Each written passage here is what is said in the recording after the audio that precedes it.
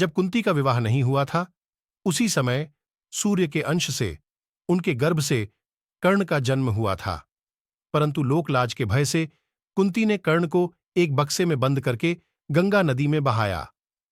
कर्ण गंगा जी में बहता हुआ जा रहा था कि महाराज धृतराष्ट्र के सारथी अधिरथ और उनकी पत्नी राधा ने उसे देखा और उसे गोद ले लिया और उसका लालन पालन करने लगे। कुमार अवस्था से ही कर्ण की रुचि अपने पिता अधिरथ के समान रथ चलाने की बजाय युद्ध कला में अधिक थी। कर्ण और उसके पिता अधिरथ आचार्य द्रोण से मिले, जो कि उस समय युद्ध कला के सर्वश्रेष्ठ आचार्यों में से एक थे। द्रोणाचार्य उस समय कुरु राजकुमारों को शिक्षा दिया करते थे। उन्होंने कर्ण को शिक्षा देने से मना कर दिया, क्योंकि कर्ण एक सारथी पुत्र था और द्रोण केवल क्षत्रियों को ही शिक्षा दिया करते थे।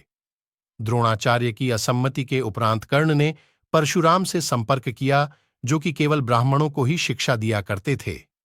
कर्ण ने स्वयं को ब्राह्मण बताकर परशुराम से शिक्षा का आग्रह किया। परशुराम ने कर्ण का आग्रह स्वीकार किया और कर्ण को अपने समान ही युद्धकला और धनुर्विद्या में निष्णात किया।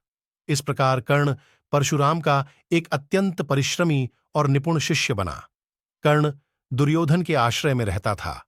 दैवयोग तथा शकुनी के छल कपट से कौरवों और पांडवों में वैर की आग प्रज्वलित हो उठी। दुर्योधन बड़ी खोटी बुद्धि का मनुष्य था। उसने शकुनी के कहने पर पांडवों को बचपन में कई बार मारने का प्रयत्न किया।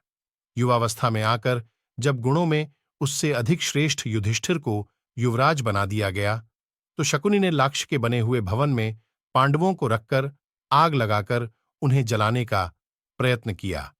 किंतु विदुर की सहायता से पांचों पांडव अपनी माता के साथ उस जलते हुए घर से बाहर निकल गए।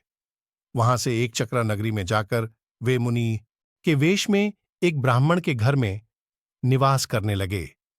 फिर बक नामक राक्षस का वध करके व्यास जी के कहने पर वे पांचाल राज्य में, जहां द्रौपदी का स्वयंवर होने वाला था, गए।